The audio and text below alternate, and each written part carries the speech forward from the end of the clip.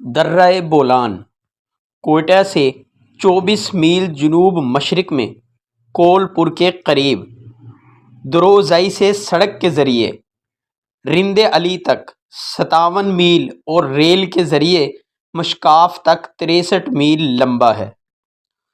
درہ بولان کرد قبیلہ کے ایک نامور شخص بولان کے نام سے منسوب ہے۔ بولان کی اولاد بولان زئی کے نام سے درہ بولان ہی کی وادی میں سکونت پذیر ہے۔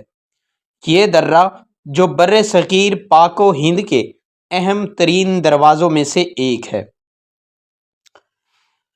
جس طرح اس کو تاریخی، جغرافیائی، سیاسی اور فوجی نقطہ نگاہ سے منفرد مقام حاصل ہے، اسی طرح یہ آب و ہوا کے لحاظ سے بھی عجیب و غریب تضاد کا مظہر ہے۔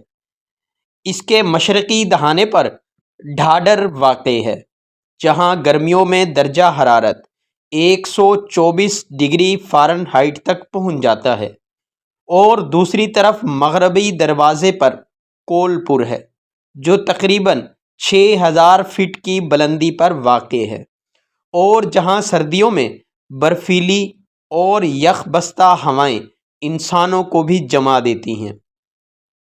اسی لیے جب اکتوبر میں کوئٹہ اور قلات ڈویژنوں کے پہاڑی علاقوں میں سردی شروع ہو جاتی ہے تو یہاں کے مالدار قافلہ در قافلہ بولان کے راستے کچی کے میدانی علاقوں میں چلے آتے ہیں، جہاں سردیوں میں موسمی حد درجہ خوشگوار ہوتا ہے، اور اسی طرح جب کچھی پانسا پلٹتا ہے اور وہاں گرمی شروع ہو جاتی ہے تو مارچ میں ان کارناموں کی واپسی بولان ایک دفعہ پھر شتر بانوں کے نغموں، مالداروں کے شنکاروں اور مویشیوں کی ٹاپوں اور گھنگروں سے گونج اٹھتا ہے۔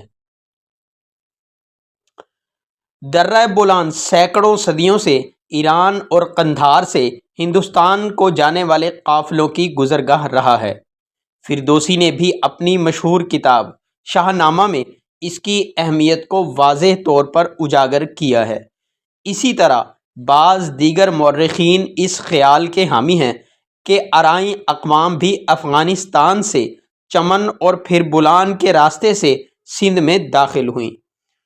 درہ بولان متعدد طالع ازما بادشاہوں، فاتح جرنیلوں اور جرار لشکروں کے گھوڑوں کی ٹاپوں سے گونجتا رہا۔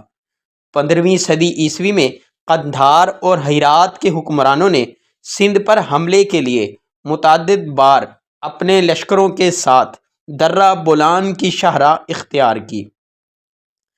شہزادہ دارالشکوہ نے بھی شاہ جہاں کے عہد میں حکومت کرتے ہوئے بولان سے گزر کر افغانستان کے شہر قندھار کو فتح کیا۔ 1450 میں سردار شہک رند اور اس کے بیٹے میر چاکر اپنے قبیلے کے ہزاروں جیالوں کے ساتھ قلات سے روانہ ہو کر بی بی نانی کے مقام پر بولان میں داخل ہوئے اور پھر ڈھاڈر اور سیوی پر قابض ہوئے۔ سن 1545 میں جب ہمایوں بادشاہ کو شیرشاہ سوری نے شکست دی تو ہمایوں بھی درہ بولان سے ایران گیا اور واپسی پر بلوچوں کے مددگار لشکروں کے ساتھ اسی درے سے گزرا اور پانی پت میں سوریوں کو شکست دے کر دہلی کے تخت پر دوبارہ قبضہ کیا۔ 1667 میں اورنگزیب سے شکست کھانے کے بعد شہزادہ دارالشکوہ نے بھی ایران جانے کے لیے درہ بولان کا راستہ اختیار کیا، لیکن راستے میں ہی سردار جنید خان بارزوئی نے اسے گرفتار کر کے اورنگزیب کے پاس دہلی پہنچا دیا، جس کے صلے میں سردار جنید خان کو بخت بلند خان کا خطاب دیا گیا۔ 1668 سے 1740 تک قلات کی قوانین متعدد بار درہ بولان سے گزر کر کچھی پر حملہ کرتے رہے اور بالآخر کچھی کو فتح کر کے اپنی حکمرانی میں شامل کر دیا۔ افغانستان کی پہلی لڑائی 1838 تا 1842 لڑنے کے لیے آرمی آف انڈس کے کمانڈر انگریز سپہ سالار جنرل سر بلیورڈ کاٹن درہ بولان سے گزرے۔ 1878 میں شاہ شجاع الملک کو افغانستان کے تخت پر بٹھانے کے لیے انگریزی افواج نے دوسری مرتبہ بولان کو عبور کیا، لیکن ہر بار انگریزی لشکر کو بلوچوں کی شدید مزاحمت کا سامنا کرنا پڑا۔ سید احمد شاہ بھی اپنے لشکر کے ساتھ افغانستان جاتے ہوئے درہ بولان کے راستے کو ہی استعمال کیا کرتے تھے۔ درہ بولان میں ریلوے لائن 6 اکتوبر 1879 کو لائن بچھ گئی اور 14 جنوری 1880 کو ریلوے اسٹیم انجن CB میں داخل ہوا۔ 133 میل لمبی ریلوے لائن صرف 101 دن میں تعمیر کی گئی۔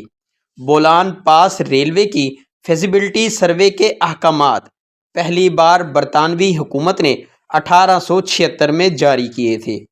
پاس کے ذریعے ریلوے کی تعمیر کا کام 1880 میں شروع ہوا، لیکن 31 کلومیٹر طویل ٹریک بچھانے کے بعد جلد ہی روک دیا گیا، کیونکہ مشہور جنگ علاقے میں مائی ونڈ 1885 میں دریائے بولان کے پلنگ میں تیزی سے ریل کی پٹڑی بچھا کر مکمل کیا گیا۔ آخرکار اگست 1886 میں ایک بھاپ سے چلنے والا انجن کوئٹہ میں داخل ہوا۔ موجودہ دور میں بولان پاس سے گزرنے والا ریلوے ٹریک پاس کے ذریعے ریلوے بچھانے کی تیسری کوشش ہے۔ 1899 میں ایک طوفانی سیلاب نے اس ٹریک کو تباہ کر دیا، جو بولان ندی کے بستر پر پہلی بار بچھایا گیا تھا۔ زیادہ اونچائی پر ایک نیا ٹریک بچھایا گیا، لیکن وہ بھی بہہ گیا۔